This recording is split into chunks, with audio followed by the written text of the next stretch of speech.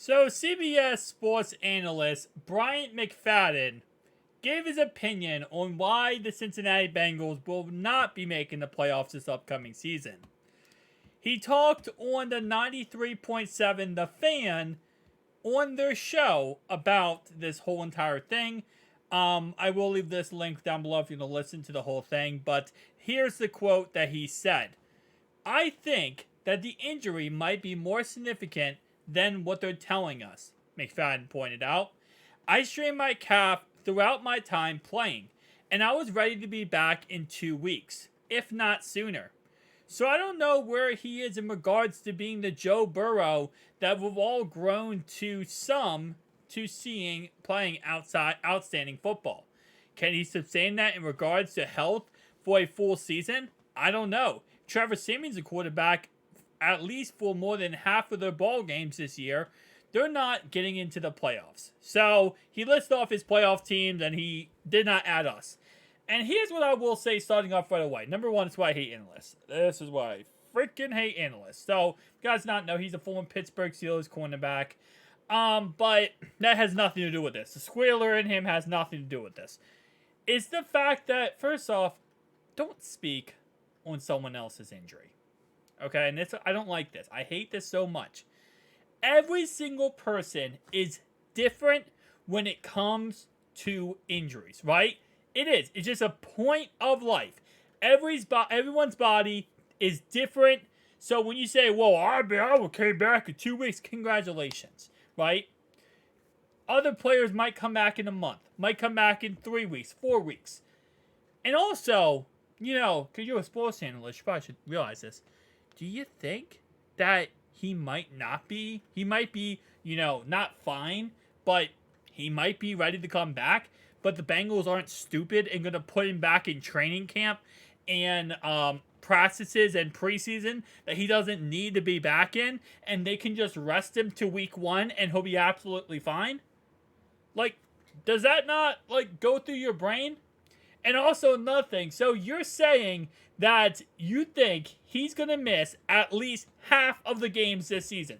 That means you're saying he's going to miss at least 8 games this season. Does that make any logical sense? So, my bad. 9 games. Well, it's like 8.5 technically because it's 17 games. 8.5 games this season. So, in your expert analysis, here, you're thinking that he's going to, first off, you think that this injury is so much worse than it actually is. That, him going out there and walking in yesterday's training camp with, yes, his leg wrapped up in, just a sleeve because that's his calf messed up. Him walking around, talking to people, walking throughout the building, talking to people. If his injury was as bad that he would miss 8.5 games, wouldn't he not be able to put any pressure on it? Because based on what I've read and I've heard from doctors, is that a grade 2 is what would be what you're saying he has at least. Because the grade 1 is from 1 to 3 weeks. A grade 2 is a couple months. To what you're saying is that, grade 2 I believe is it 4 to 6 weeks up to a couple. It's up to a month and a half. And then a grade 3 is 3 months plus. So it's that time period. So what you're saying is he has at least a grade 2, right? And you're saying that they're not telling us the severity of his injury because he had at least a grade 2. If he has at least a grade 2, he wouldn't be walking on the practice field like that without any problem at all. And then a side note, just going back here. So I don't know where he is in regards to being the Joe Burrow that we've gotten.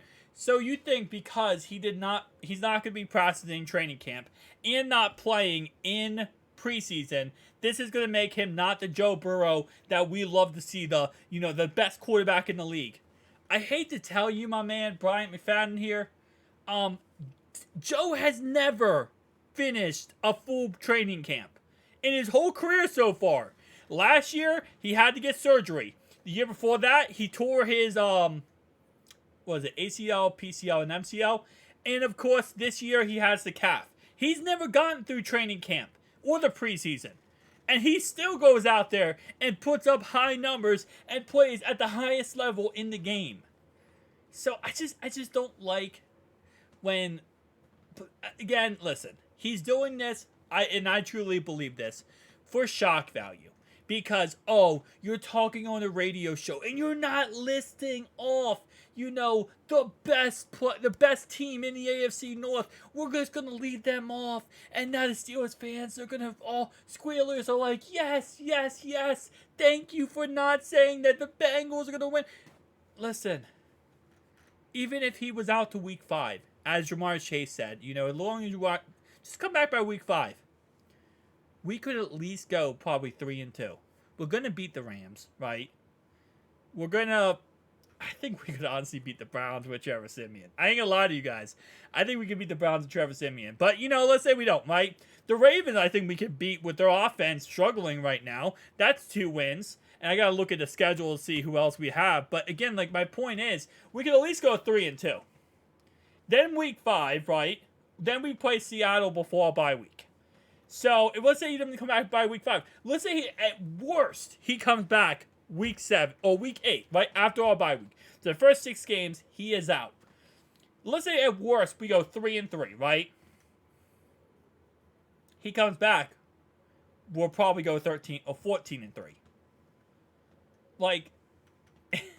To even fathom us not making the playoffs, it's not even like he would have to miss, I don't know. It is just, I love analysts because they just talk. And then they don't make any logical sense. I've said many times on this channel, I think the Pittsburgh Steelers, if Matt Canada's offense could do good, if things can work out, they can make the playoffs, right? That's logical. But me going on here and saying, the Steelers going 0-17, that's just stupid talk. And that's how he's talking right now. He's saying, with Trevor Siemian, we're just going to be absolutely awful. If we win 8, so in his point of view, 8.5 games, right? Let's say he played. That means he's pretty much saying we're going to go 0-8 with Trevor Siemian.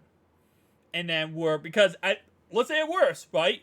If at worst 0-8, and then Joe comes back, right? Plays the last 7 games. If he wins every game, that's 7-8. Oh, actually, it's technically 8-8. Wait, 9-8, 8-9. It would be, if he comes back, it would be 8 games. So it would be around 9-7. We would go if at worst case scenario. Well, why am I having problems with this? 8-9. That's what I'm trying to say. 8-9. Worst case scenario. If his logical crazy thing happened, and that is if Trevor Siemian just goes out there and doesn't win any game. Which, by that way, if he goes out there and loses every single game, guess what's going to happen? We're going to either pick up a quarterback or we're going to go try Trevor. We're going to try Jake Browning. And that's the worst case scenario. We're still going to go 8-9. Because guess what? I hate to tell you this, Brian McFadden. We have a good defense. We have a good defense coordinator. We still got our running backs. We still got our star receivers. Having Joe Burrow, first off, and again, I hate to even put this in the universe that he would miss more than, at most, 5 games. But it's just, there's no reason to speak ill will on someone else's quarterback here. I don't talk ill will on your quarterback, Kenny Pickett. We don't talk ill will on Deshaun Watson on the field. Outside the field, maybe. Not on the field. Outside the field, listen, I do it because of the clowns. And Lamar Jackson, I don't speak ill will about the running back either. I don't know. It's just things that tick me off when it comes to analysts. And we're yet again getting into that. But I'm sure, if again, I'm going to end it off with this because I don't want to ramble on too long here. If his injury was worse than it, currently is being diagnosed as, we would hear something. What coach would say, even if coach is like, I don't want to tell anyone, which is not how coach is. By the way, that's even more disrespectful to coach, to Tobin, to, everyone, to say that they're going to sit here and lie to us about the injury. But let's say that was the case in a hypothetical universe with the Cleveland Browns and the Squealers in a Super Bowl. Let's say the hypothetical universe that did happen, that, they were lying. wouldn't we find out like something? Like what they would say is his. They would if they were lying, they would give us a thing like, "Yep, he's gonna come back as soon as he can." You know, they wouldn't give several weeks. Cause you realize one thing about coaches, and I think John Harbaugh of the Ravens did a good example of this. Whenever someone asks him about the timetable of an injury, he always says, "I can't give you a timetable because if I get it wrong, I'm gonna get in trouble." Right? So a coach would never give you a timetable unless he truly believes it. And that's even if he's hiding an injury, he's at least going to give you, he's going to give you nothing. He's going to say, listen, at the end of the day, it's Joe's body. We'll find out when he's ready to come out. He'll play when he's ready to play. Him giving several weeks means it was several weeks. So, Brian McFadden, come on, man. Come on, man. Peace out, guys.